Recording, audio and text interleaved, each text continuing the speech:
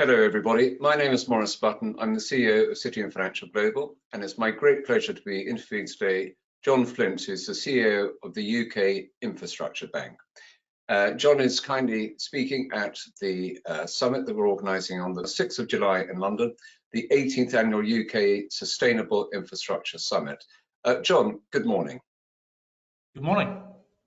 It's a pleasure to have you with us, John. Let's get directly to the questions, if we may.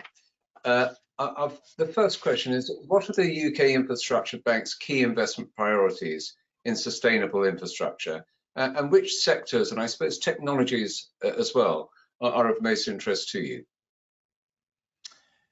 Thank you. Yeah, it's a great opportunity to be able to explain a little bit about the bank and what our priorities are, because we're a new part of the financial landscape here in the UK. We've been set up to ensure that the finance required for infrastructure to get the country either to net zero or to help with levelling up, to make sure that finance happens. Now, yes, within those two objectives of net zero and levelling up, we've been given 5 priority sectors to work on: clean energy, digital, waste, water, and transport. And as you might imagine, clean energy is probably going to be the gorilla sector. I would imagine that clean energy will consume 50 to 60% of our economic risk capital. And in addition to that, natural capital is deemed to be part of infrastructure. Oh. So we're also now able to play in the natural capital space and begin to play a proactive role in defining the natural capital markets here in the UK, which is something we're excited about. Fantastic. Very interesting that natural capital has been added in. I mean, biodiversity and the protection of biodiversity is such a worldwide priority at the present time. So when looking at how you intervene in the market and how you sit alongside other forms of capital, how do you ensure that you provide additionality to the market and don't, as it were, crowd out private sector investment? Yeah, so our shareholder, HM Treasury, require us to be profitable, but they do require us to crowd in private finance and to be additional. And it's a really important consideration for us because all of our funding comes directly from Treasury. So if we are deploying money in the markets that's not really needed, that's a bad outcome from a fiscal perspective. So we have to avoid that by design. That's a requirement of the shareholder. So every time we make an investment, we're very clear what role we're playing and how we are being additional. And we publish a fact sheet as every transaction is announced that will explain to the market the role we're playing, why we wanted to commit capital, and the way in which we think we can be additional. And there are many different types of additionality. Sometimes it's substituting for risk appetite that the private market doesn't have. It might be the case that there's a first of a kind technology that the market would like to finance, but maybe not the first couple of projects. They want to see the markets mature a little bit before they're ready to step up. It's possible that the markets might not have confidence in a particular piece of policy, and we, as part of the public sector ecosystem, can express the confidence that the private markets might not, and lend or invest. It's also possible that we can just accelerate things. You know, the market's ready to go, but we need things to happen more quickly, and there's already a couple of examples where we've played a role in accelerating. So additionality is absolutely key. We will not be crowding people out. On the contrary, we will be crowding private capital in alongside us. Okay, very interesting. I think that providing that clarity with each project is a great idea. So in terms of how you interact, you know, what is your preferred model of co-investment with private sector investors to achieve those objectives you just discussed? And are there specific risks that you can assume to make projects more attractive to other investors? Often you hear, for instance, that private investors are a little bit fearful of the construction phase of some of these projects. So how do you, what sort of model is preferred from your perspective?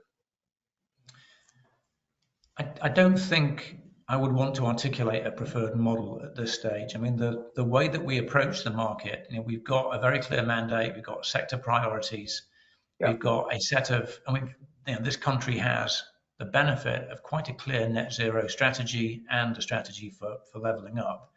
Yeah. What we look to do is solve problems. We come to the market and try and find problems that the markets are struggling with, and then we will settle on the problem and try and find out what the solution is. And we approach all of those conversations from a reasonably agnostic and open-minded perspective. We can deploy capital anywhere on the capital spectrum. We can take equity risk all the way up to senior debt. We can use off-balance sheet instruments, guarantees, etc., alongside funded interventions. So we don't have a preferred model. We just go looking for problems, and then Yeah. we'll just come up with what we think the right solution is.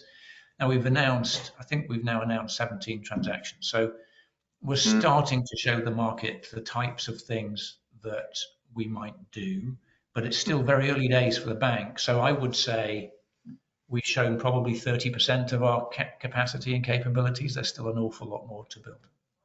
Fantastic. And obviously, as you say, flexibility is the key, depending on what the barriers are. Looking Exactly. from a sort of macro level, obviously, President Biden's come out with the Inflation Reduction Act, and the EU are talking about coming up with something similar to compete with it. How do you feel about the impact of these rather large subsidy programs on the appetite for investors to invest in UK sustainable infrastructure? Well, they're clearly going to have an impact, but I think it's important that we don't talk ourselves down too much. Now, I think we have a net zero strategy. It's very clear. Unlike the US, climate change is not a political issue in the UK. There is a broad political alignment, and if anything, the opposition would like to accelerate the current government's plans around things. So that's a good position for us to be in. It's not a political issue. We've got a clear strategy, and the Inflation Reduction Act, which was a brilliant piece of PR, at least a brilliant piece of PR with a 380 billion number attached to it. If you reflect that the US economy is 7 times the size of the UK, an equivalent number for us would be 55 billion. Well, if you add up, and I haven't been able to do this because I don't have access to the numbers, but if you were to add up all of the different ways in which the government supports the transition or businesses in the context of the transition, I would imagine you'd get pretty close to a 55 billion pound number. We have notional capacity of 22 billion pounds as a new ALB. We have contracts for difference, revenue support mechanisms that exist in many parts of the renewable sector. We've got the British Business Bank deploying capital and UK Export Finance deploying capital. So if you add it all up, I suspect we're not that far away. So obviously, this is an area of geopolitical competitive advantage gaming going on. We've got to pay attention, but let's not believe for a moment that we're not in the game, because I really think we are. That is a very interesting point, I think, John, and not one that I think has been widely articulated in the media in their coverage of this issue. So that's absolutely fascinating. But we've run out of time, sadly, but we will be talking about all of these issues in much more depth on the 6th of July at the summit. I very much hope that our viewers will be able to attend the event in person or indeed virtually, if that's their preference. So it just remains for me to say thank you very much for sharing those insights, John. Very interesting. Thank you. My pleasure. Thank you for having me.